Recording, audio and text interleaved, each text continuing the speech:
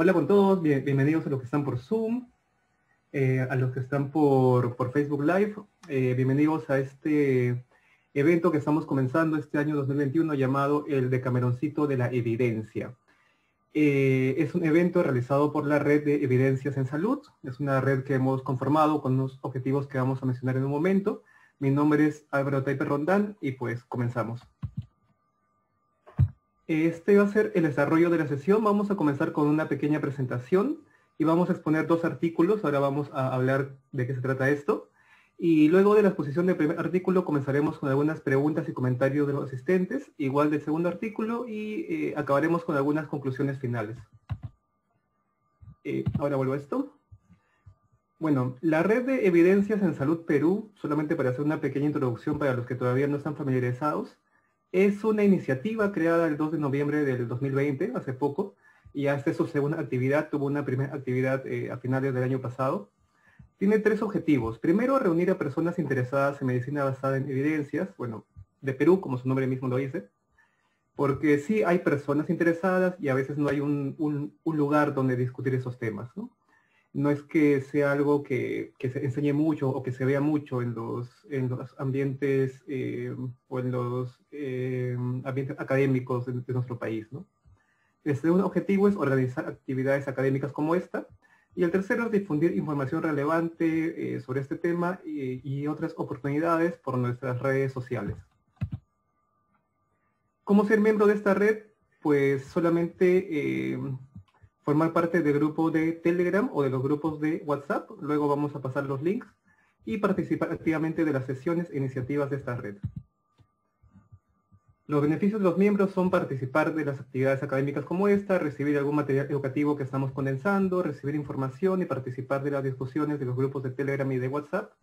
Y bueno, como obligaciones, también participar de las actividades, porque sí, es un beneficio y también es una obligación, y de ser posible difundir las actividades. Tenemos nuestras redes sociales de Facebook, Instagram y Twitter, por favor, manito para arriba. Y bueno, ¿qué es esto del Decameroncito de la Evidencia? Para comenzar a hablar de estos temas, puntualmente del tema de medicina basada en evidencias, vamos a revisar 10 artículos, que son artículos esenciales. ¿De dónde hemos sacado esos artículos esenciales? Pues de un artículo que se llama 10 artículos esenciales para la práctica de medicina basada en evidencias. Esos 10 artículos lo vamos a discutir en 5 días, todos los miércoles a las 9 de la noche, como hoy, ¿no? Hoy día 6 de enero, comenzaremos con los 2 primeros artículos y así vamos a seguir hasta llegar en 5 semanas a tocar los 10 artículos. La dinámica semanal es esta. Primero, todos leemos los artículos de la semana, ¿no? Que son 2 artículos por semana. El día martes en la noche se envía el link del examen, porque hay un examen para los miembros de la red, es un examen corto, no se asusten. De hecho, para esta sesión se tomó el examen, hubo ahí algunos contratiempos con la hora de envío, pero bueno, al final respondieron casi 80 personas, casi todos o creo que todos aprobaron, así que va bien. Y los miércoles a las 9 p.m. está la sesión de discusión, que se va a transmitir por Zoom para aquellos que están dentro de Telegram y de WhatsApp de la red, y por Facebook Live para quienes nos quieran seguir por ahí. Ahora sí, el desarrollo de las sesiones, el que les he mencionado. ¿Cómo participar? Por favor, en cualquier momento, o sea, desde ahora, si es que pueden, durante las ponencias, pueden dejar sus comentarios, ¿no? O sea, si tienen alguna pregunta, si tienen alguna reflexión sobre alguno de esos artículos, o algo que quieran comentar, pueden ir dejándolo por ahí, y bueno, lo vamos a ir recopilando y lo vamos a ir discutiendo luego. Si estás en el Zoom, puedes dejarlo por el chat, y si quieres comentar usando tu micrófono, por favor solicítalo en el chat e intentar ser breve, ¿no? Para no alargar mucho los tiempos. Y si estás en el Facebook Live, puedes dejar tus comentarios o sugerencias o reflexiones en los comentarios. Bueno, como les mencioné, el día de hoy vamos a comenzar con esos 2 primeros artículos. El primer artículo que es ¿no? Medicina basada en evidencias, qué es y qué no es, ¿no? Es el artículo clásico en el cual se define qué es medicina basada en evidencias, ¿no? El de Sackett. Lo va a exponer Sender Quispe o Sender. Y el segundo artículo es medicina basada en evidencias, un nuevo approach para enseñar la práctica de la medicina. ¿no? Un artículo clásico encabezado por Gordon Guyot, también, y ese es de hecho un poquito más antiguo incluso, que bueno, va a ser expuesto por Raiza Martínez, también conocida como Raicho. Bueno, entonces comenzamos con esto. Si hay alguna duda o algo, también vamos a estar atentos por los chats. Y bueno, entonces comenzamos contigo, ¿no, Sender? Sí, Por así favor, es. para que Hola, puedas ¿qué tal? compartir. Ya está, me acabo de compartir, no sé si ya se puede ver en pantalla.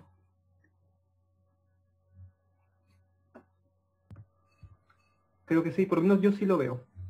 Perfecto, genial. Buenas noches a todos. Bueno, como ya me presentó Álvaro, mi nombre es Sender Quispe Juli.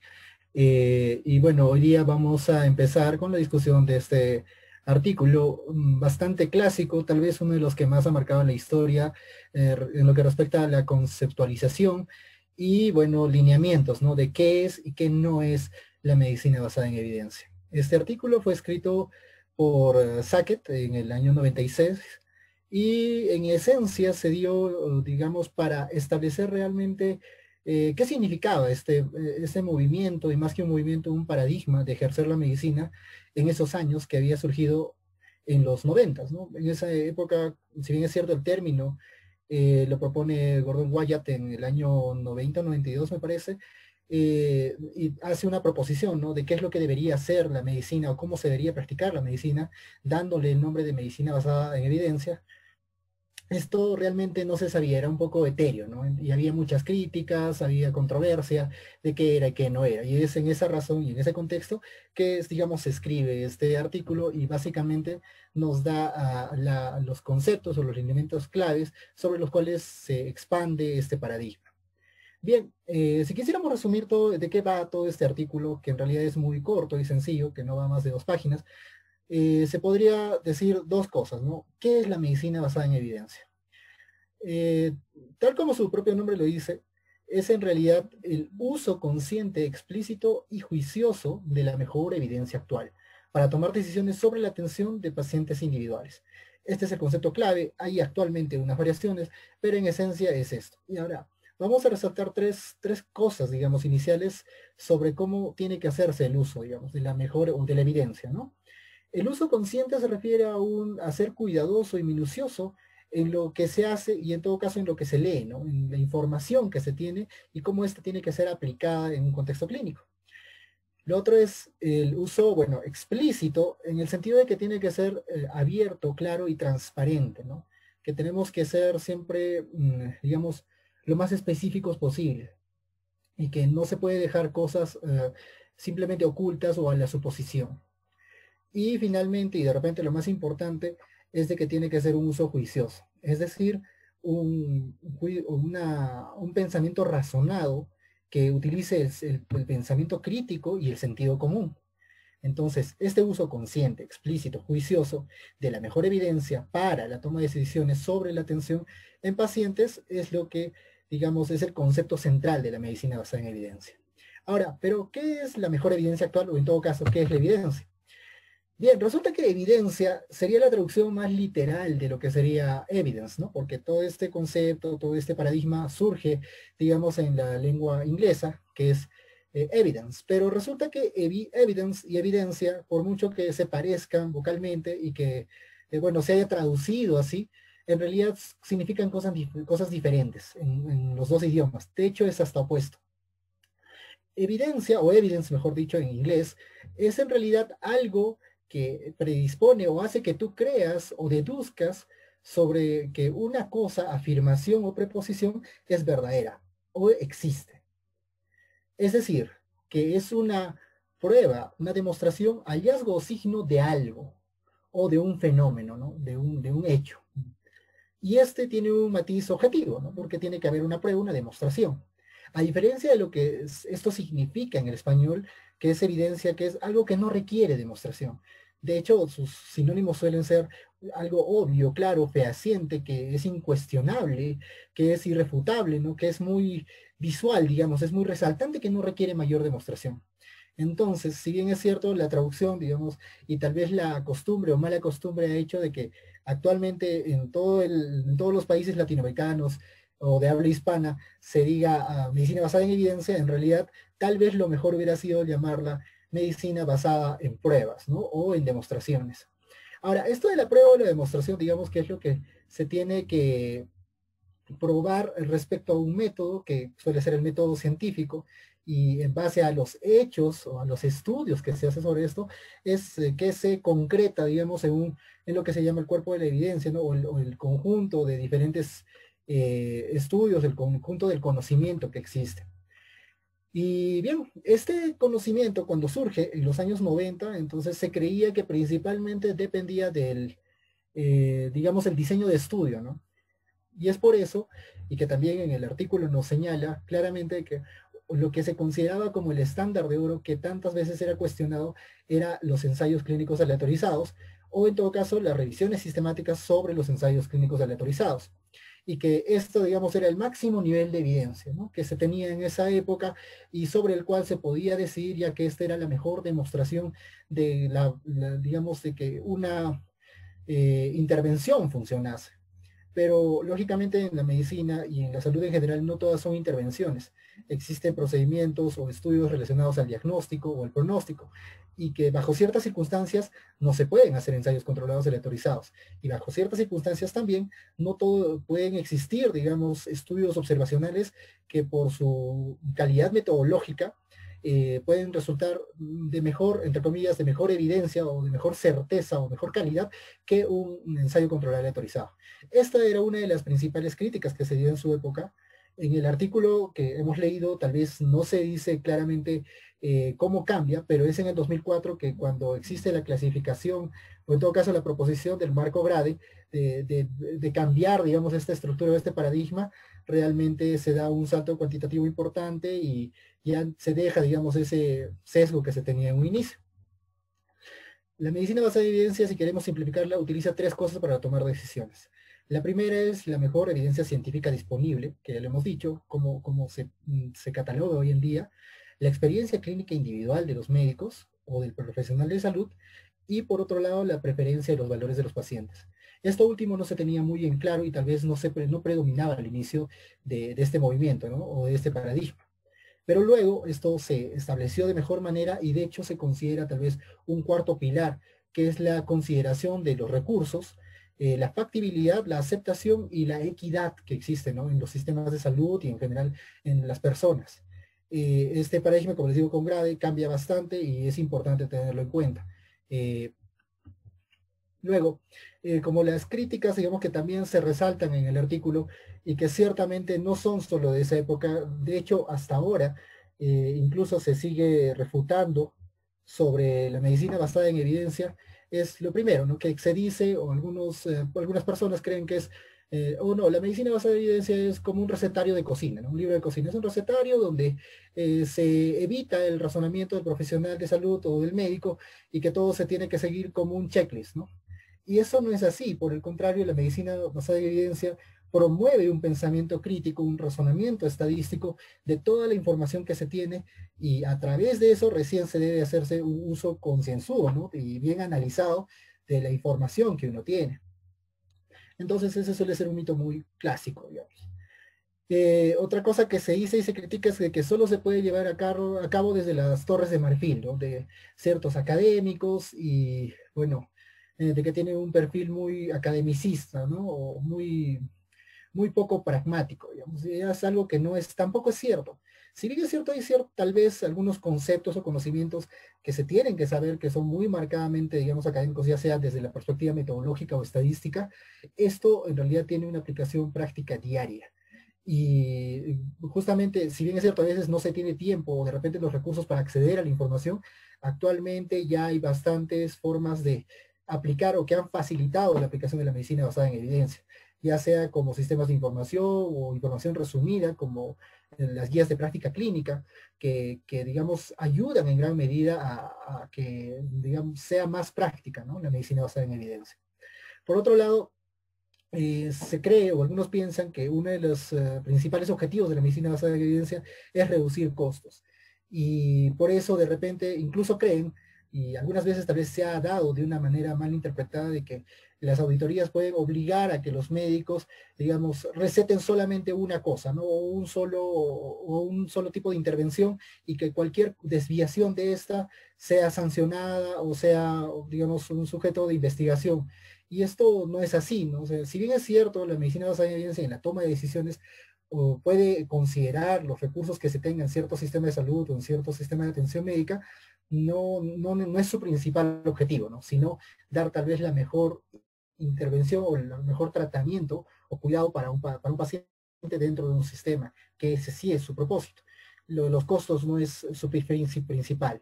Y por otro lado, la medicina basada en evidencia, algunos creen que es una moda. Si bien es cierto, esto ha llegado tarde, tal vez este paradigma a Latinoamérica y a Perú, tal vez acá en Perú no tenga más de 10 años y practicándose con más fuerza tal vez menos de 5. Y eso aún porque no es una práctica generalizada, pero ya existen grupos o médicos que lo están haciendo o que están tratando por lo menos de practicarla, en realidad ya tiene más de 25 años en el mundo y que más que una moda, digamos que es un paradigma muy fuerte, que si bien es cierto, aún tiene cosas que mejorar y se van a mejorar y de hecho se están mejorando, porque digamos había una crítica bastante fuerte a que solamente se consideraba el lado cuantitativo y que había cosas de la sociedad, digamos, del paradigma esto de la medicina social o en la salud colectiva de que no se utilizaba, ¿no?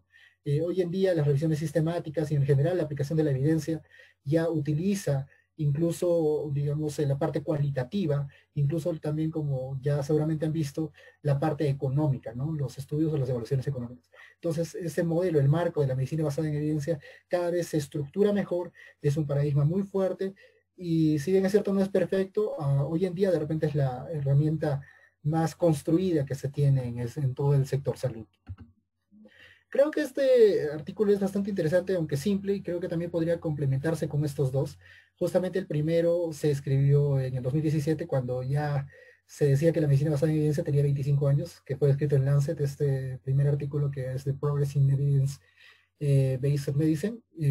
Podrían leerlo porque también dice cosas bastante interesantes y que tal vez redondean o actualizan más el concepto de lo que está en este artículo que hemos discutido. Y el otro, que también es habla al respecto de la aplicación de los principios de la medicina basada en evidencia, pero en las políticas públicas. Si bien es cierto, debería de seguirse parte de este paradigma también para la salud pública a nivel político. Hay ciertas situaciones en las cuales no se puede dar, ¿no? Que se podría decir, entre comillas, que son debilidades de este paradigma. Sin embargo, también existe un marco complementario, no sustitutorio, pero sí complementario, para tener una mejor, o digamos, decisiones políticas, ¿no? A nivel macro en los sistemas de salud. Bien, eso sería todo de mi parte, de este resumen que he querido hacerles alcance de este artículo bastante interesante, digamos, por lo menos desde mi punto de vista, y por supuesto tan básico, esencial e histórico de Sackett, ¿no? Y bueno, pasaríamos creo a la ronda de preguntas o comentarios que tengan al respecto. Chévere, Sender, gracias. Sí, por ahí veo que hay por lo menos un comentario en Facebook, no sé si en Zoom. A ver, justo ahí Eliana y Flor creo que estaban sintetizando los comentarios.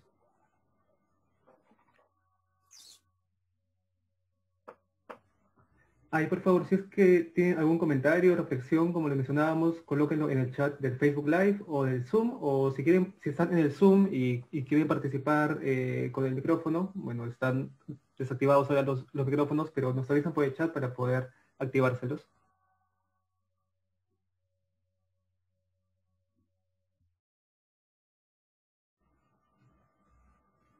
Bueno, creo que mientras se va preparando, vamos contestando una pregunta que hay en el Facebook, que dice, a ver, Sender, si nos ayudas, dice, el paper menciona, en algunos casos la evidencia vendrá de las ciencias básicas. ¿Esta premisa aún mantiene su validez ahora? Y sigue diciendo, lo pregunto porque actualmente, por ejemplo, a inicios de la pandemia por COVID, no se sabía qué dar porque no había evidencia, y la mayoría de clínicos se basaron en plausibilidad biológica. ¿Estuvo sustentado la hipótesis de los clínicos o no? Sabiendo que todos los fármacos con plausibilidad biológica causan daños y pocos causan beneficios. Un poco larga, pero Sí, ¿entendió, señor? bueno. Sí, más o menos sí tengo por dónde va la pregunta, creo entenderlo. Es cierto que en algunos casos entre comillas, evidencia, porque en realidad hablamos de conocimiento científico, ¿no? Lógicamente podría venir más de la parte de la investigación básica. Sin embargo, esto ya no es usual, ¿no? En raras situaciones como, digamos, en el caso de la pandemia, en teoría, si es que no tenemos, digamos, evidencia y no hay nada de esto, tal vez, porque lo voy a dejar en duda, tal vez se podría pasar al antiguo paradigma, ¿no? Y este paradigma previo a la medicina basada en evidencia, ¿cuál era? El paradigma fisiopatológico. Y bueno, ahí donde se habla, ¿no?, de las teorías y todo, pero son teorías imperfectas, porque tenemos que recordar una cosa. Recién en los últimos años realmente conocemos, y ni siquiera conocemos completamente lo que es los sistemas biológicos del cuerpo humano, ¿no? En general de todos los sistemas celulares. Sabemos que hay vías moleculares, una que otra, pero en realidad eso no representa tal vez ni siquiera la mitad de lo que realmente es la complejidad de un sistema biológico. Y no podemos predecir esas cosas, por lo que muchos de las teorías o marcos de fisiopatología que se tiene sobre diferentes enfermedades son, digamos, ¿cómo decirlo? Son bastante imperfectos y es una hipótesis que en caso extremo y tal vez se podría usar, pero de manera temporal, hasta que se tenga ya la evidencia, ¿no? Que tarde o temprano va a surgir, porque es una cuestión de tiempo que se elaboren los estudios. Y en todo caso, si es que se va por esa vía, en el momento en el que ya se tiene la evidencia, se debería de corregir. Podría darse el caso, ¿no? Y es por eso que también se ha planteado el uso compasivo de ciertos fármacos y todo, lo cual está relativamente bien, pero se tiene que tener en cuenta que el modelo fisiopatológico es bastante peligroso. Una de las situaciones más ejemplares tal vez es el caso del uso de la talidomida, ¿no? Que mucho se pensaba que hacía bien para ciertas enfermedades, cuando se dio en mujeres embarazadas, que terminó con casos de amelia, focomelia, y o sea, el remedio termina siendo peor que la enfermedad, ¿no? Igual también pasó con el reemplazo hormonal en mujeres menopáusicas, ¿no? Se creía que sí, hacía bien, digamos que las hacía menos propensas a que tengan fracturas, entre otras cosas, se asumían esas cosas fisiopatológicamente, pero en la práctica había un mayor riesgo de cáncer de mama y entre otras cosas, ¿no? O sea, la fisiopatología es algo, un tema bien, ¿cómo decirlo?, bastante imperfecto, es arriesgarse demasiado. Yo creo que se Sí, podría usar temporalmente.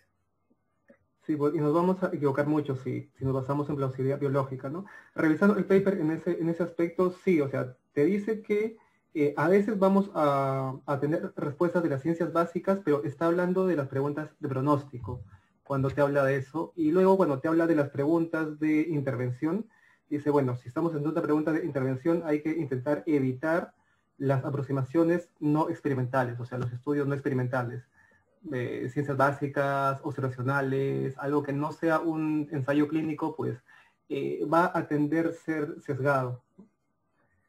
Eso también se toca en otro paper, así que también lo podemos ampliar, ¿no? Ok, luego por el Zoom tenemos algunas preguntitas más, ¿no? Mariori pregunta, actualmente en las universidades predomina el paradigma. Bueno, supongo que habla de paradigma previo, ¿no? El no basado en evidencias. Dice, ¿cómo podemos contribuir con el cambio hacia el nuevo paradigma? Sender, no sé si quieres dar alguna reflexión sobre esto.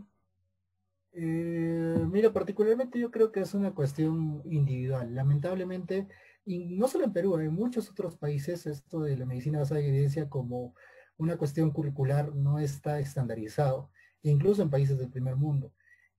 Bueno, particularmente tuve la experiencia de que, por ejemplo, cuando yo estaba en mi pregrado, tenía algunos docentes que sí conocían bastante bien, bueno, no tal vez no bastante bien, pero sí conocían al menos lo suficiente los conceptos y la puesta en práctica, ¿no?, de la medicina basada en evidencia, porque tal vez habían viajado a otros países, habían rotado en otras ciudades y bueno, conocían de esto. Y también estaba el otro lado de la moneda, ¿no? Médicos bastante tradicionalistas, antiguos, generalmente que, o sea, eran muy arraigados a la experiencia, digamos, ¿no?, a su experiencia o lo que habían aprendido de sus maestros, etcétera, ¿no? A la idea fisiopatológica. Y en ese contexto, lo que mejor puedes hacer, creo que uno tiene que poner en balance, ¿no? Ves, analizas y procesas y tú mismo dices, ¿qué es lo que tienes? Y te das cuenta que uno pudo haber sido correcto en su tiempo, pero hay otra cosa que es más moderna.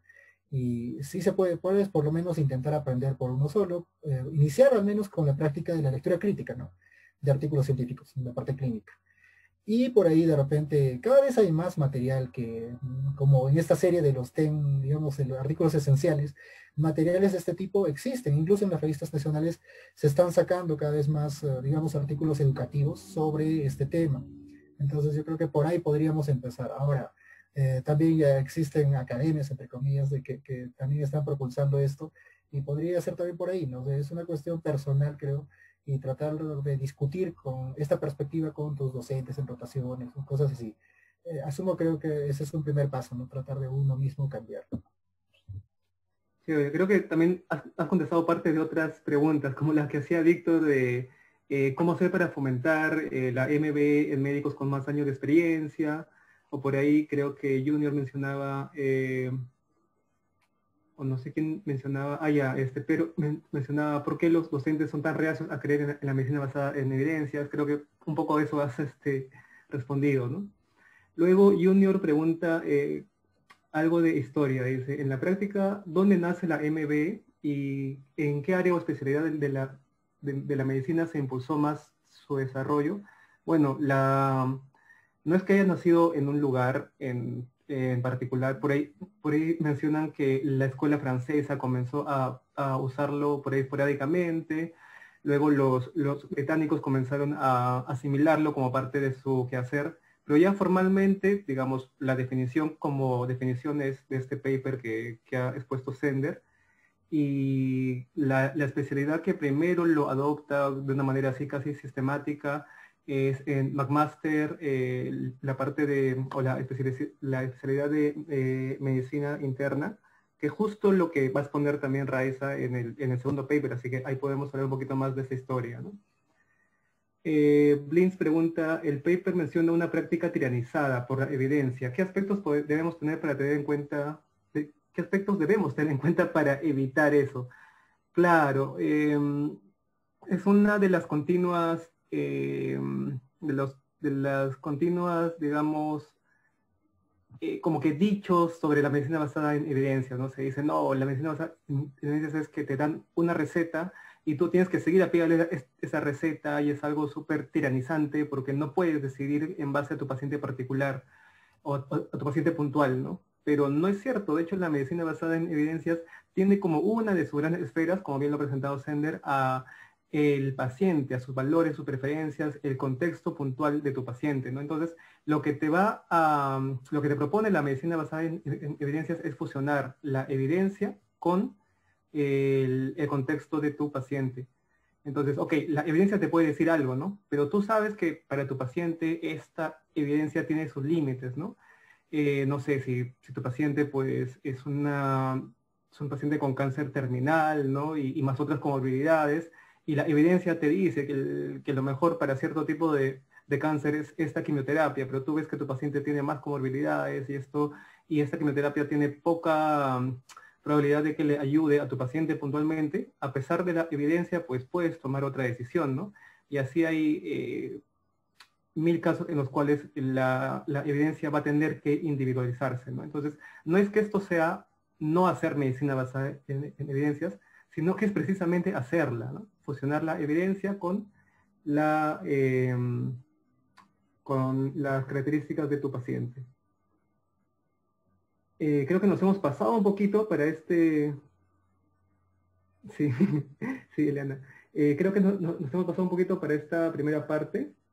Eh, ¿Les parece si primero vemos la segunda ponencia? Porque creo que hay temas bastante relacionados, la de Raiza, y luego seguimos contestando esas preguntas que están dejando, que son aportes bastante valiosos.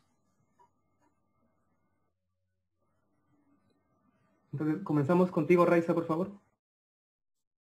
Sí, hola chicos, buenas noches. ¿Me confirman primero si se escucha bien, por favor? Sí, sí, Sí, sí. todo bien. Sender, ¿puedes presentar? Porque no alcanzo a ver las diapositivas.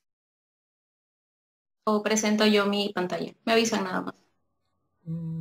Creo que Si puedes, mejor por pues, aquí. preséntalo tú. Ya, ok. Sí, si no va a haber estos espacios de siguiente diapositiva, anterior, y Ok, ok, no hay ahí problema. nos bloqueamos.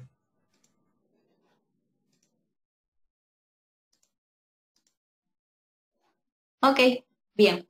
Entonces vamos por el segundo paper de la noche. Este paper se llama Medicina basada en evidencia, un nuevo enfoque en la enseñanza de la práctica de la medicina. Y bueno, como ya lo han mencionado en la presentación, este es un paper elaborado por Gordon Guyatt y su equipo. Gordon Guyatt es conocido como el padre de la medicina basada en evidencia, y bueno, él dirigió desde 1990 hasta 1997 el programa de residentes de medicina interna de McMaster. Entonces, de alguna manera, le sirvió para hacer una suerte de laboratorio con sus estudiantes de este enfoque. ¿Ok? Bien, ahora, nosotros hablamos de que la medicina basada en evidencia es un nuevo paradigma en la práctica médica. ¿Qué es un paradigma? Es una forma de ver el mundo, sus problemas y las posibles soluciones. Cuando un paradigma existente tiene demasiados defectos, este paradigma ya no es sostenible. Entonces da lugar a un nuevo paradigma. Este nuevo paradigma es la medicina basada en evidencia y tiene como punto central el uso de la literatura médica para guiar la práctica clínica. Sin embargo, este cambio de paradigma se da por una serie de supuestos que son conocidas como las bases que originan este cambio. El primero es el desarrollo de la investigación clínica. En el paper mencionan que en los 60 era bastante utópico que un ensayo clínico se realice, pero en los 90 ya era imposible que una evaluación de la eficacia de un fármaco no se realice mediante un ensayo clínico. Y ahora mucho más, ¿no? Es algo ya bastante común. Después, ante este desarrollo de la investigación clínica, surge una gran cantidad de artículos, pero no todos están realizados de manera rigurosa, metodológicamente hablando. Entonces, también está el punto de evaluar la validez de estos estudios. Entonces, se hace necesario que exista una evaluación de la literatura.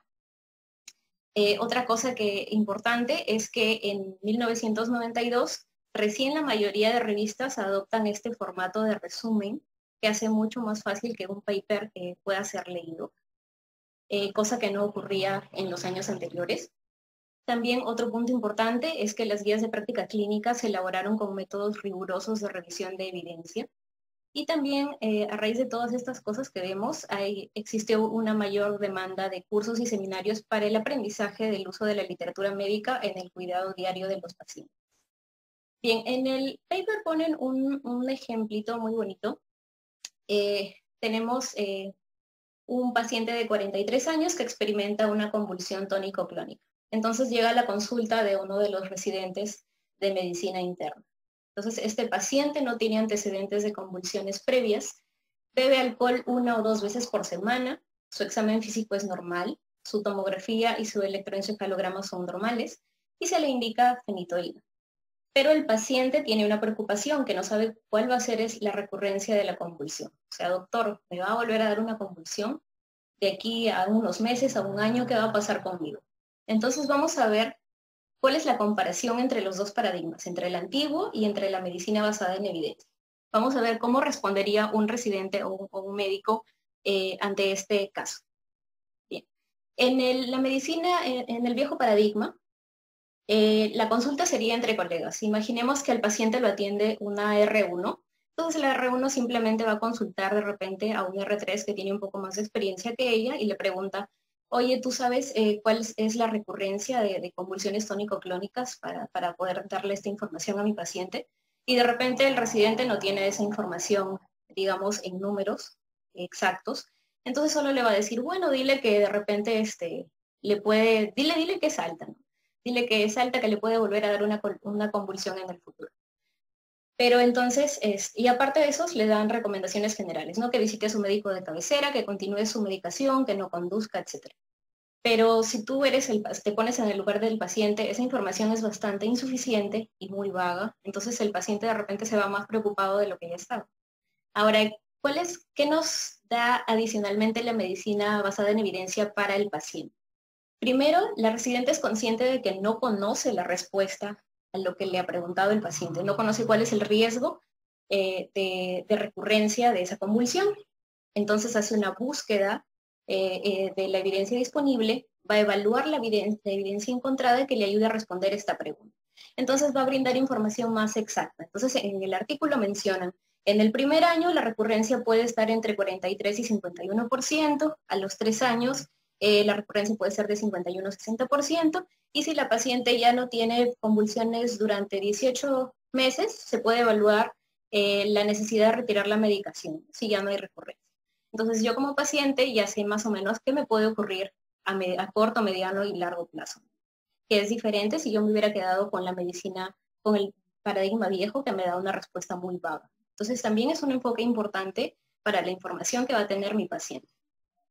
Ahora vamos a revisar un poquito más sobre el antiguo paradigma para orientar la práctica clínica, porque probablemente si identificamos ciertos aspectos nos vamos a dar cuenta que en el Perú vivimos aún en ese antiguo paradigma. Entonces, uno de los supuestos del antiguo paradigma dice: la experiencia clínica es válida para construir y mantener el conocimiento sobre el pronóstico de los pacientes, el valor de las pruebas diagnósticas y la eficacia del tratamiento. O sea, solo basta mi experiencia clínica para construir conocimiento acerca de estas tres cosas. Y sabemos que no, ¿verdad? Entonces, ¿dónde más me puede servir en realidad la experiencia clínica? Para hacer un buen diagnóstico, para tomar una historia clínica adecuadamente, para hacer un adecuado examen físico. Pero para estos tres puntos mencionados anteriormente probablemente no sea lo más adecuado. Bien, otra cosa es que dice que el estudio y la comprensión de los mecanismos de enfermedad y principios fisiopatológicos son una vía suficiente para la práctica clínica. El viejo paradigma sostiene esto, ¿no? Y hoy sabemos, como ya lo han explicado anteriormente, que esto es muy limitado. Entonces todavía probablemente la mayor cantidad de mecanismos por los cuales ocurren las enfermedades aún son desconocidos para nosotros. Entonces no podemos basar en nuestra práctica clínica solamente en esto. Entonces, el siguiente supuesto es que una combinación de formación médica y sentido común son suficientes para permitir evaluar nuevas pruebas y tratamientos, ¿no? Solamente para el antiguo paradigma basta eso. Y entonces, según el viejo paradigma, cuando yo tengo un problema clínico, puedo resolverlo según la experiencia clínica, la plausibilidad biológica, puedo ir a un libro de texto o preguntar a un experto local.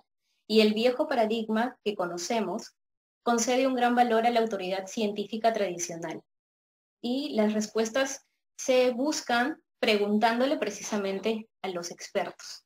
¿Qué es lo que hemos hecho en el Perú a lo largo de toda la pandemia, ¿no? Básicamente les hemos preguntado, a pesar de que el COVID es una enfermedad nueva y que aparentemente no debería nadie autodenominarse como un experto, pero las decisiones que se han tomado han sido preguntándoles de repente a infectólogos de renombre, pero que no necesariamente ha sido la decisión más adecuada, ¿no? Ahora, ¿qué nos dice el nuevo paradigma de la medicina basada en evidencia, ¿no? Dice, la experiencia clínica y el instinto clínico son una parte crucial y necesaria para convertirse en un médico competente. Y nadie niega eso. O sea, es importantísimo en realidad que tengamos buenas competencias clínicas para hacer MBE. Ahora, el estudio y la comprensión de los mecanismos básicos siempre van a ser una guía necesaria, pero es insuficiente para yo tomar decisiones para mi práctica clínica. O sea, para tomarlo únicamente como un punto de decisión es insuficiente. ¿Es necesario comprender ciertas reglas de evidencia para interpretar correctamente la literatura? Sí, porque no todo estudio publicado va a ser de repente válido para yo tomar una decisión en base a eso. Entonces yo tengo que aprender a leer críticamente, a evaluar críticamente la literatura. Y los clínicos deben consultar regularmente la literatura y ser capaces de evaluarla para resolver los problemas clínicos. Y bueno, el nuevo paradigma va a atribuir un valor mucho menor a la autoridad. ¿Por qué? Porque le da la posibilidad a los médicos de que una vez entrenados, de que tengan los conocimientos necesarios, pueden realizar evaluaciones independientes de las evidencias y así pueden evaluar la credibilidad de las opiniones que ofrecen los expertos, que hubiera sido de repente lo más adecuado en el contexto de la pandemia. No necesariamente solo escuchar la voz de los expertos, sino en realidad evaluar la evidencia, ¿no? Que es probablemente como han manejado la pandemia a varios países a nivel mundial.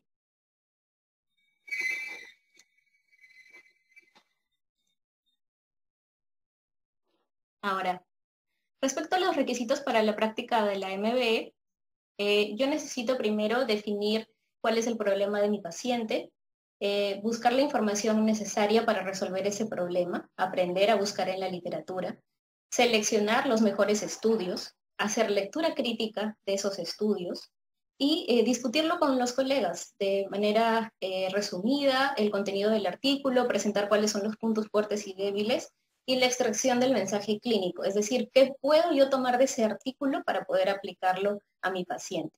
Y de esa manera yo puedo hacer una retroalimentación de todo este proceso. Ahora, ¿qué mitos hay acerca de y malinterpretaciones acerca de la MB? Primero, que ignora la experiencia de la intuición clínica y hemos visto que es falso, ¿no? Que es algo más bien uno de los puntos importantes que valora la MB. Segundo, el entendimiento de la investigación básica y la fisiopatología no son parte de la MB tampoco. Hemos dicho que son una guía, que no son suficientes, pero no se está dejando de lado la fisiopatología porque finalmente es lo que conocemos hasta el momento. ¿La MB ignora aspectos estandarizados de la práctica clínica como el examen físico? No. Es de hecho uno de los puntos importantes de la experticia clínica que la MB busca. Ahora, ¿qué barreras existen para la práctica y enseñanza de la MB? Primero que al ser algo nuevo, los médicos van a tener en un inicio habilidades rudimentarias, ¿no? Muy básicas para evaluar críticamente. Entonces esto puede ser de repente un poco intimidante para ellos, ¿no? Porque es algo nuevo. Después, en segundo lugar, a la gente le gustan las respuestas rápidas y fáciles y de repente invertir un poco más de tiempo y esfuerzo para la evaluación crítica puede ser percibido como una distracción, ¿no? Del objetivo de proporcionar una atención óptima a los pacientes. Pero hemos visto que en casos anteriores es más bien una buena inversión de tiempo y aparte de que tenemos mejores respuestas, también tenemos un aprendizaje adicional. Después, para muchas cuestiones clínicas faltan evidencias de alta calidad.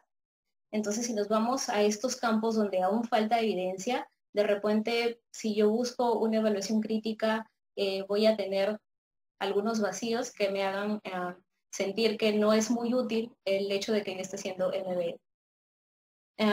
Y otra cosa importante también es el escepticismo y tradicionalismo de los miembros de las facultades respecto a la enseñanza de MB, ¿no? Muchos solamente continúan con la escuela tradicional de la medicina, que es simplemente pasar lo que a ellos les enseñaron, y no solamente respecto a conocimientos médicos, no lo vemos también en otros aspectos, de repente cómo los trataron, cómo era el aprendizaje para ellos, y simplemente es una repetición de lo mismo. Es de repente son un poco reacios a los cambios. Pero también como hay barreras, debemos buscar soluciones a estas barreras y se puede comenzar con establecer objetivos modestos y alcanzables, como enfatizar el papel del médico tratante como modelo de la práctica de la MB. O sea, desde la práctica yo puedo saber más qué tan útil es para mí la medicina basada en evidencia. Y he visto que ya algunas escuelas de medicina ya tienen cursos de MB. Son pocas, pero es un avance el hecho de que ya existan escuelas que estén enseñando MB. En segundo lugar, enseñar habilidades de búsqueda efectivas y pautas simples para evaluar la validez de los artículos. Esto también es súper importante. Después tenemos que el escepticismo de los miembros del cuerpo docente pueden reducirse mediante la disponibilidad de cursos rápidos y básicos, así como más sofisticados en el caso de los que tengan de repente ya un poco más de entrenamiento en estos temas, sobre la valoración crítica de la evidencia y también pueden buscarse asociaciones, talleres de enseñanza. No se pueden tomar diversas estrategias para que esto pueda enseñarse más, ¿no? Entonces, un mensaje final es que la medicina basada en evidencia tiene 3 pilares importantes. En primer lugar, es hacer que la evidencia sirva como una guía para la práctica clínica, para la toma de decisiones. En segundo lugar, la competencia clínica, que es algo que no se niega, que es necesario para realizar una buena MB, y también las preferencias del paciente. Todo esto es medicina basada en evidencia. Entonces, espero que les haya quedado un poco más claro que medicina basada en evidencia no es solamente leer artículos o si no desmerecer a los expertos o qué cosas he escuchado. No sé, a ver, desmerecer a los expertos, no hacerle caso a la fisiopatología, dejar de lado todo lo tradicional y solamente leer artículos. No es eso MB y espero que esta ponencia les haya he dejado un poquito más claras algunas cosas acerca de la medicina basada en evidencia. Bien, eso sería todo. Muchas gracias. Genial, Raiza, gracias. Estoy compartiendo mi pantalla, no sé si la pueden ver. Que a veces no sé si me ven o no me ven. Aún no, creo. Ah, ya, gracias. Gracias, Carlos. Me dicen que sí, pero no sé. Por lo menos Carlos sí lo ve. Ahora sí, ahora sí, ahora sí. Sí, Ah, sí ya, veo gracias. tu pantalla, Álvaro. Ok, solamente un breve paréntesis para presentarnos, pucha que hoy ha sido un poquito apurado, pero bueno, gracias Sender, gracias Raiza por haber expuesto esos dos primeros artículos, por haberse metido a leerlos, a interpretarlos y a resumirlos. Por si acaso también está colaborando con nosotros ahorita Eliana Fernández, que está tras bambalinas en la parte del Zoom, del Facebook Live, ella y parte de los coordinadores también de la red de... estamos por un chat por ahí conversando y bueno, viendo qué cosas podemos mejorar, ¿no? Y bueno, yo soy Álvaro Taipe, para los que no me conocían. Bueno, hay algunas preguntas que han estado planteando. Si tienen todavía otras o algunas reflexiones, por favor sigan planteándolas. Lo he dividido así. Por ahora vamos a responderlas brevemente porque ya el tiempo también se nos va un poco, ¿no? La primera era, tomar decisiones en base a estudios preclínicos como un antibiograma es medicina basada en evidencias. Y aquí me parece que hay una pequeña confusión, porque cuando nosotros nos referimos a estudios preclínicos, no nos referimos a exámenes del laboratorio, ¿no? Cuando estamos ante un paciente, muchas veces decimos, no sé, los estudios de laboratorio de este paciente dieron, no sé, PCR positivo y ¿no? No, cuando en el paper se refieren a estudios preclínicos, se refieren a trabajos de investigación, ¿no? No a los estudios de laboratorio de un paciente, ¿no? El otro lado de esta pregunta es interesante. Por ejemplo, los antibiogramas, el tomar como referencia a los antibiogramas para guiar una terapia antibiótica es estar contra la medicina basada en evidencias o es estar a favor. Pues hay cantidad de estudios, tanto experimentales como observacionales en seres humanos que han evaluado la eficacia de guiar o no guiar la terapia antibiótica en base al antibiograma, ¿no? Entonces, una vez más caemos en que sí, tenemos que revisar la evidencia para ver cuál es el alcance de esta, ¿no? Y cómo es que esta nos ayuda a tomar una mejor decisión ante nuestros pacientes. Ok, Sender, ¿nos ayudas con estas dos preguntas de manera rápida? Ok. Respecto a esto de que el paper no divide los tres componentes como lo conocemos ahora. Sí es cierto, bueno, pero en una parte menciona algo que dice como que choices of the patient, haciendo alusión a la elección del paciente que se debería de considerar y por una cuestión de perspectiva desde, digamos, de ser considerado porque consideras a la persona, ¿no? Algo así. No lo hace como tal, pero como lo dije, los principales son dos al inicio. O sea, cuando surge en los 90 era la mejor evidencia, la experiencia clínica. Y de paso, como que sale eso, como que considerar al paciente la elección del paciente, digamos, ¿no? Y después sí es cierto que se desarrolla, y es verdad, no está tanto en el paper, pero posteriormente sí se desarrolla la preferencia, y ahora con lo que se conoce más como los valores, ¿no? Porque bajo ciertos contextos culturales, digamos, las personas pueden elegir o optar por no seguir una recomendación médica o un tratamiento, por ejemplo. Y va por ahí más o menos esa situación. Ahora, dice, se derivó del componente experiencia clínica. Creo que no, esa parte no la entiendo bien, pero no tiene que ver con eso, por lo menos desde mi punto de vista. Ahora, respecto a la característica de top-down, no sé si lo traduje bien. Bueno, sí, se podría decirse que sí. Es como que trata de, yo creo que va desde la forma de la deducción y la inducción, ¿no? Es lo que quiere aludir en esa parte. Eh, bueno, no recuerdo exactamente el párrafo, pero me da la impresión de que sí va por ahí esa traducción. Bien, creo que eso sería lo que tendría que decir respecto a esos dos comentarios. Chévere, Sender, gracias por las reflexiones. Raiza, ¿nos ayudas con el cuarto? Sí, dice, la medicina basada en evidencia dista mucho de la fisiopatología. ¿Hay alguna manera de relacionarlas o cómo debería ser esta impartida en las facultades? Bueno, la investigación en sí toma hipótesis generalmente basadas en fisiopatología, ¿no? O en plausibilidad biológica.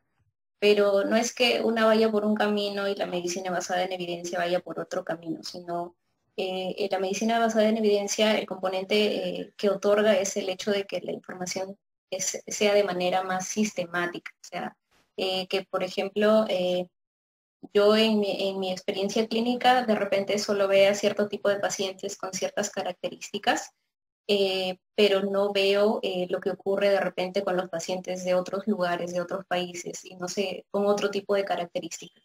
Entonces, al sistematizar esa información y yo tener el conglomerado de todo eso, de repente puedo tomar decisiones más acertadas que si solo me ciño a lo que yo veo en mi práctica diaria, en mi experiencia clínica.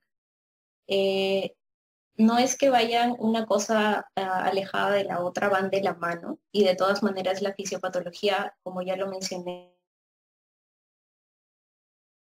es lo que la ciencia sabe hasta ahora o a lo que más se acerca del funcionamiento de repente del cuerpo humano, pero no es determinante. A lo que va la medicina basada en evidencia es que la fisiopatología no es suficiente. A eso se refiere en sí lo que dice el paper.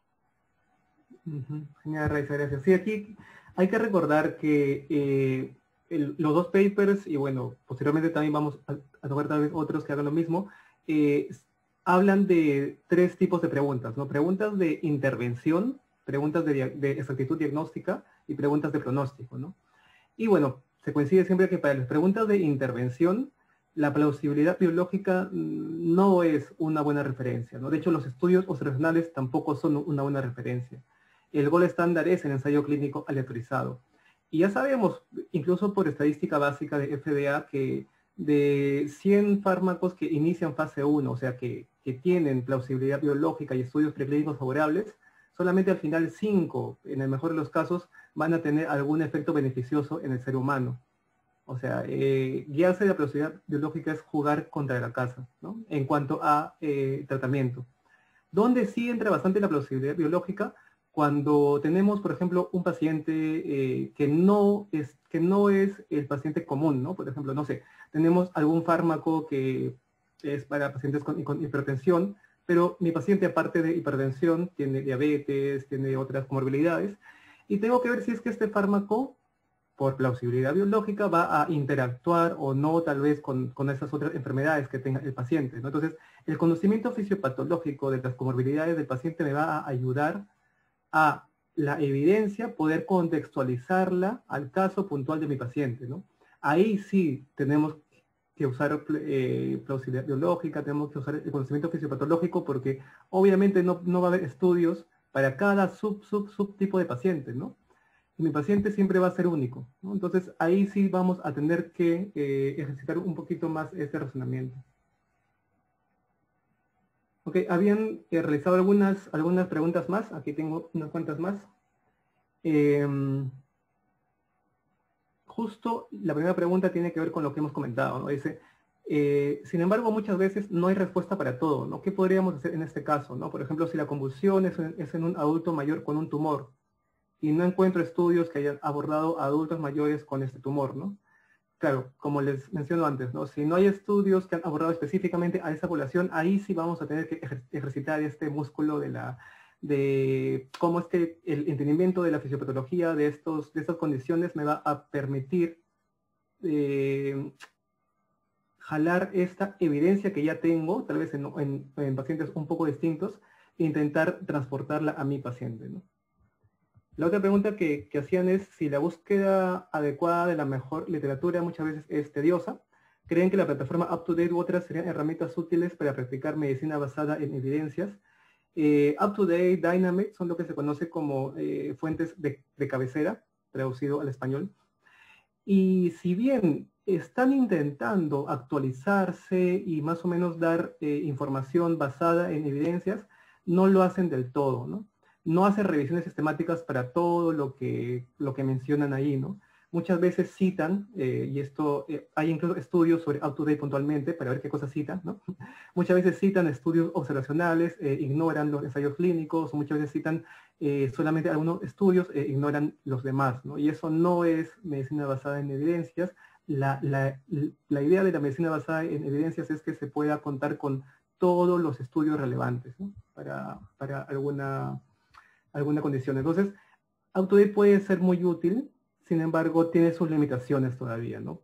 Entonces vamos a tener que, si tenemos dudas, pues intentar buscar otras fuentes también, ¿no? Revisiones sistemáticas recientes, guías de práctica clínica de calidad y otras. Y esta, a ver, ¿quién me ayuda con esas últimas dos? De qué deben hacer los estudiantes de medicina para fomentar la práctica de la MBE. Y una muy relacionada que es, ¿cuál sería la forma adecuada en que las facultades deberían dictar MBE? Creo que algo de esto se ha soslayado en el último artículo, ¿no? Si no han leído, pues te habla de lo que están haciendo en McMaster, ¿no? En la residencia de medicina interna, si no me equivoco, y cómo tienen sus miércoles científicos, así como ese miércoles, pero dura duraba muchas más horas, no sé si se mantiene hasta ahora, y bueno, más o menos te dan un esquema de cómo es que hacen esto, ¿no? Y la importancia que tienen los modelos, ¿no? O sea, el tener a alguien que ya practique ese tipo de práctica médica y que pueda realmente enseñar con el ejemplo. Incluso pueden ahí el que pueda hacerlo de una manera didáctica hasta emocionante, ¿no? Entonces, este es un primer paper para poder comenzar al qué deberían hacer las universidades, pero obviamente hay muchos más estudios, muchos más papers sobre cómo enseñar medicina basada en evidencias, ¿no? Creo que Entonces, se puede partir primero dando el espacio, ¿no? A que de verdad se pueda enseñar medicina basada en evidencia. En el caso del paper fue en un programa de residentes, pero creo que se puede enseñar a todo nivel, ¿no? Desde los estudiantes, uno puede adquirir conocimientos en medicina basada en evidencia. Lo importante sería dar el espacio, ¿no? Tú como estudiante, ¿qué podrías hacer? Bueno, puedes tomar cursos también de medicina basada en evidencia, puedes buscar información. De repente, en el contexto actual que todavía no está en currícula, buscarlo de manera un poco, buscar aprenderlo de repente de manera un poco autodidacta o juntarte con gente que esté interesada, como lo estamos haciendo en estos momentos. Pero la idea es que tenga un espacio, ¿no? En el internado, en la residencia, en el pregrado. chévere, sí. A ver. Teníamos algunas preguntitas más, las estoy actualizando, ya están. Justo por aquí nos comentaban, en su experiencia, ¿qué universidades y cómo han introducido el curso de MBE? Realmente no, de primera mano sé que algunas en el pregrado, tipo me parece la UPAU, no me acuerdo cuál más, introdujeron cursos con el nombre de MBE, ¿no? Pero no sé si habrán realizado o organizado una currícula que lleve a las 5 competencias básicas, ¿no? Que eso ya lo vamos a ver en papers posteriores, pero hay 5 competencias básicas y grandes para practicar MBE, ¿no? Saber formular la pregunta, buscar, leer críticamente, tomar una decisión con el balance de beneficios-daños y finalmente reevaluar, ¿no? Entonces, no sé por aquí, ¿no? Si alguien sabe algo más, ahí tal vez podamos ir discutiéndolo luego, ¿no? Igual en el posgrado, ¿no? Si bien hay por ahí algunos diplomados y otros que dicen ser de MBE, en algunos que he visto su currícula como que se enfocan más que nada en lectura crítica, ¿no? Y ojo que lectura crítica no es todo lo que se necesita, ¿no? Es un componente importante, pero si no les enseñamos a los alumnos a hacer el balance de beneficios-daños y solamente se quedan con lectura crítica, pues se quedan a medio camino, ¿no? Otra pregunta era, las recomendaciones que da el paper, por ejemplo, cómo aplicar la MBE, cómo enseñar y cómo difundir, ¿se mantienen vigentes actualmente? ¿O hay mejores formas de hacerlo? Obviamente los papers son de los años 90, ¿no? Ya, tal vez algunos de ustedes todavía no nacían por esa época, ¿no? Entonces, obviamente ahora se ha avanzado mucho en esos temas, ¿no? Esto no hemos pensado en presentar esos dos papers como, no sé, lo último de lo último o lo más novedoso, sino como las bases clásicas que debemos entender para comenzar a entender este movimiento de medicina basada en evidencias, ¿no? Cómo se fue gestando y en los futuros papers vamos a ir viendo cómo se ha ido desarrollando, ¿no? Incluso luego de este decameroncito tal vez vamos a tocar GRADE u otro tema más metodológico donde ya vamos a ver actualmente cómo es que se aborda esto de manera metodológica, ¿no? Otra pregunta era, en el ámbito clínico de la salud mental se trabajan con terapias psicológicas que se fundamentan desde distintos enfoques. ¿Cómo se puede trabajar cuando se encuentran evidencias de un mejor funcionamiento en ciertas terapias en las que un estudiante profesional no se ha preparado en su carrera o actividad laboral? Bueno. En psicología, como en nutrición, como en odontología, como en cualquier carrera de la salud, pues igual, la práctica basada en evidencias tiene los mismos principios, ¿no? Tener la evidencia, ver si tenemos una pregunta de intervención, ver los ensayos clínicos aleatorizados, y vemos, ¿no? Si es que la terapia que estamos practicando es inferior a otra terapia psicológica, pues tenemos que ver si es que podemos adoptar esa nueva terapia psicológica, ¿no? En este caso, puntualmente, como bien mencionan, esto requiere adquirir nuevas competencias, ¿no? Es como en cirugía, ¿no? Te dicen, ah, mira, esta técnica quirúrgica es inferior a esta otra, ¿no? Ah, entonces deberías adoptar esta otra. Ah, pero eso requiere un entrenamiento, ¿no? Eso no es tan sencillo, ¿no? Pero claro, si es que toda una institución quiere tomar decisiones basadas en evidencias, tiene que asegurar dicho entrenamiento también. Otra pregunta era, en los últimos años, el acceso por parte de estudiantes a los artículos científicos ha aumentado debido a plataformas como SciHub. Si se llegara a limitar el acceso, ¿cómo se puede dar la medicina basada en evidencias si se limita el acceso a la evidencia por costo? Es una interesante reflexión. Nosotros SciHub nos ha salvado bastante. Sin embargo, es posible que en el futuro se lleguen a tomar SciHub, ¿no? Siempre hay este peligro constante, ¿no? Entonces, ¿cómo hacemos si muchos de los papers, muchos de los recursos no son gratuitos? Pues habrán algunos otros medios, ¿no? Probablemente para países, para contextos como los nuestros, ¿no?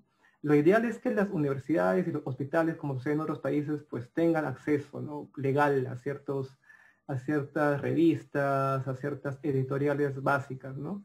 Sin embargo, si eso no sucede y nos quitan SciHub, pues vamos a tener que ver algún otro medio, ¿no?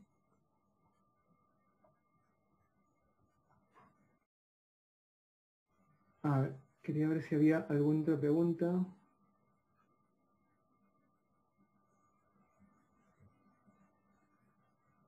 Me parece que sí hay por ahí, pero nos estamos también pasando de la hora. Igual en los chats vamos a ir continuando con esta discusión. Así que únase por favor a los chats de Telegram y de WhatsApp. Vamos a ir pasando los links por aquí y también por la página de Facebook.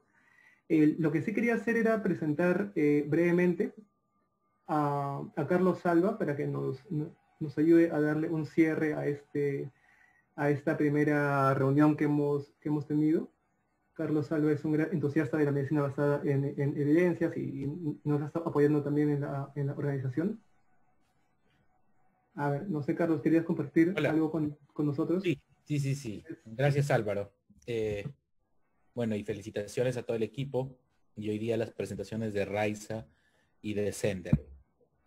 Sí, si me permites compartir brevemente unas diapos para dar algunas ideas finales. No sé si no finales en el sentido de concluyentes, sino finales en el sentido de que la reunión creo que está finalizando. Rápidamente nomás. Porque esto tiene seguramente para largo, ¿no? O sea, recién inicia, creo yo, este proceso de diálogo, de deliberación, por ahí de debate y de enriquecimiento conjunto, mutuo, ¿no? Así que gracias, Álvaro. Diré un par de cosas. He visto que bastante se ha preguntado sobre experiencia clínica, fisiopatología y un poco la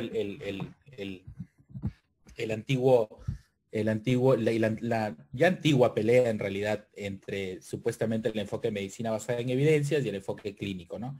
Sin embargo, como todas las peleas a veces surgen más por un tema de posicionamiento que de real conflicto, ¿no? Entonces, en medicina la experiencia es tan importante, ¿no? La experiencia clínica que se gana alrededor de la atención de los pacientes es tan importante como el abordaje que se tenga, el abordaje científico al que se pueda llegar mediante este enfoque de medicina basada en evidencia para tomar decisiones, ¿no? Hay que entender eso, la medicina basada en evidencia es un enfoque para tomar decisiones. Y las decisiones no son de un solo tipo, las decisiones en el campo clínico son diversas, múltiples, y en el campo de la salud pública también, ¿no? Entonces uno toma decisiones para diagnosticar, toma decisiones para tratar a los pacientes, toma decisiones cuando les dices el pronóstico de los pacientes, a los mismos pacientes, a los familiares, ¿no? Que están interesados en conocer acerca de su enfermedad. Entonces, la experiencia clínica, para reforzar la idea, y la fisiopatología son elementos importantes y creo yo complementarios, ¿no? Del proceso de toma de decisiones, ¿no? Utilizando un enfoque de medicina basada en evidencias. Y acá lo grafico, justamente estamos trabajando acá haciendo un trabajito sobre esto, ¿no? Entonces la experiencia clínica, miren, en un proceso diagnóstico va desde que uno aborda a un paciente, identifica signos y síntomas, seleccionas a los datos clínicos más importantes, planteas problemas de salud, identificas el problema que unifica todo el resto de problemas, y luego ya planteas diagnósticos y decides planes para confirmar ese diagnóstico, para tratar a tu paciente y para pronosticar a tu paciente. En todas estas primeras etapas, la experiencia clínica es sumamente importante y no se puede prescindir de ella. Y esa se gana con los años, con el estudio y con el contacto permanente con pacientes que están en un proceso de enfermedad. ¿Para qué? Con el objetivo final de siempre, ¿no? El objetivo de restablecer la salud en los pacientes, ¿no? Entonces, allí se mete, obviamente, el componente experiencia clínica. Allí se mete también la necesidad de conocer la fisiopatología de las enfermedades. Y diría yo que en cada uno de estos puntos se puede introducir la medicina basada en evidencias cuando se tenga que tomar decisiones. Si tú vas a tomar decisiones para saber cuál es el problema que puede unificar y puede explicar toda la mayor parte de los síntomas, signos, pues seguramente vas a tener que buscar estudios, evidencias, de repente de tipo etiológico, por ejemplo, y eso tendrás que recurrir a estudios, por ejemplo, de cohortes, de diseños de cohortes, para buscar esos datos etiológicos. O cuando armas planes para confirmar tu diagnóstico, pues buscarás estudios de test diagnósticos. O cuando armas planes terapéuticos, lo mismo, ¿no? Buscarás principalmente ensayos clínicos. En escenarios en donde no existen ensayos clínicos, como seguramente hay todavía algunas enfermedades por ahí raras, huérfanas, ¿no? Habrá que buscar de repente ensayos clínicos en enfermedades similares, lo que se llama evidencia indirecta, etcétera. Y hay estrategias, ¿no? Entonces, hay que ya, creo yo, superar ese viejo conflicto que en realidad ya no es más que un mito, ¿no? en este enfoque que nosotros venimos a proponer y con el que trabajamos, o tratamos de trabajar, ¿no? Lo otro que me pidió Álvaro y que diré es que cómo va el tema de medicina basada en evidencia en Perú. A propósito, tenemos algunos datos en donde estamos más o menos tratando de hacer digamos, un abordaje, una descripción de cómo va la producción sobre medicina basada en evidencia como un indicador seguramente muy indirecto de cómo se está estudiando, aprendiendo y enseñando medicina basada en evidencia en Perú. Y este es más o menos el conjunto de publicaciones que se tienen sobre medicina basada en evidencias. Diré que la tendencia parece subir, ¿no? Parece una aparente tendencia hacia el incremento. Y estos son el conjunto de tipos de investigaciones que se hacen sobre medicina basada en evidencia como tópico, como tema, ¿no? La mayor parte son artículos de revisión, como ustedes pueden ver allí. En cuanto a los temas de investigación, son conceptuales la mayoría, ¿no? Se está incrementando el enfoque utilizado para la gestión clínica, sobre todo en documentos normativos, guías de prácticas clínicas, evaluaciones de tecnología sanitaria, que como Álvaro bien sabe, ¿no? En instituciones, de repente mencionaremos algunas, las líderes en el país, YETSI, UNAGES, INS, y otras que ya vienen también contribuyendo bastante, ¿no? Sin embargo, falta muchísimo, los números no alcanzan la centena, ¿no? Son solamente decenas, y por lo tanto la tarea es bastante grande para seguir aportando y creciendo, ¿no? Finalmente diré esto, ¿no? O sea, como les dije, no el enfoque de medicina basada en evidencia es un viejo enfoque en realidad de utilizar un enfoque científico para tomar decisiones, ¿no? Utilizar la ciencia como uno de los elementos centrales en la toma de decisiones en nuestro campo clínico o campo de la salud pública. Pero no existe una sola pregunta, así que no se piense que la medicina basada en evidencia solamente es responder a preguntas de tratamiento o solamente hay que pensar en ensayos clínicos. No. Hay preguntas que nosotros debemos responder ante nuestros pacientes o en salud pública que no solamente tienen que ver con tratamiento, que tienen que ver con prevención, que tienen que ver con salud pública en relación a frecuencia de enfermedades, diagnóstico, donde utilizaremos estudios de test diagnóstico, por ejemplo, que tienen que ver con etiología de las enfermedades, ¿no? Ahí saltan los estudios cohortes, los casos controles o el pronóstico. Entonces, no hay que mirar solamente, digamos, una de las partes de la toma de decisiones en la salud o de las preguntas que nos ayuda a resolver el enfoque de medicina basada en evidencia. Son muchas preguntas.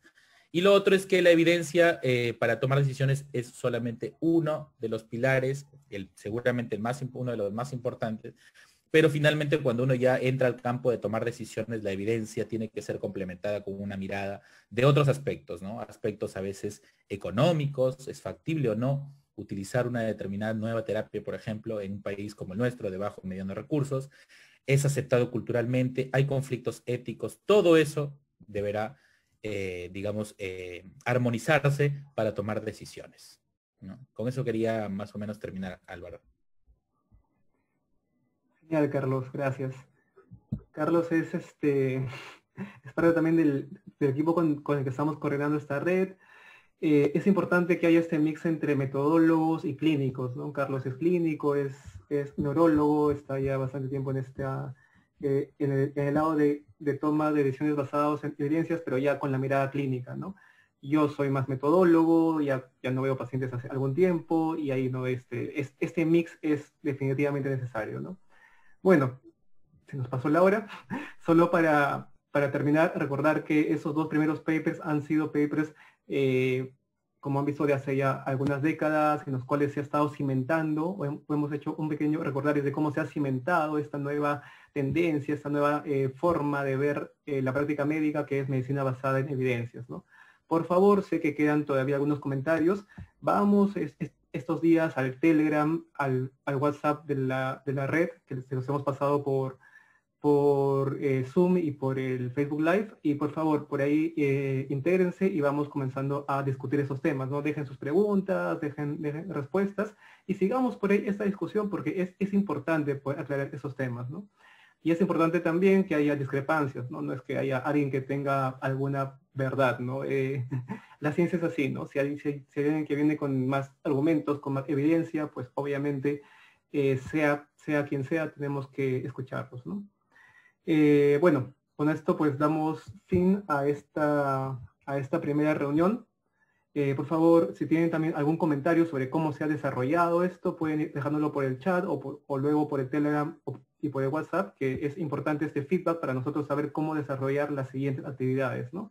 Si tienen alguna recomendación sobre los tiempos, el desarrollo, el examen, no sé, pueden ir dejándolo por esos medios, y nosotros, el grupo de coordinación, ahora nos vamos a reunir en un rato para revisar todo eso, ¿no? Igual, si alguien tiene tiempo, ganas, punche para poder apoyarnos desde la coordinación, también nos avisa por los chats, y por ahí estamos contando con su ayuda, ¿no? Bueno, muchas gracias con todos por su asistencia el día de hoy. Ya saben que siguen los siguientes dos papers para la siguiente semana, y pues nos estamos viendo el próximo miércoles, ¿no?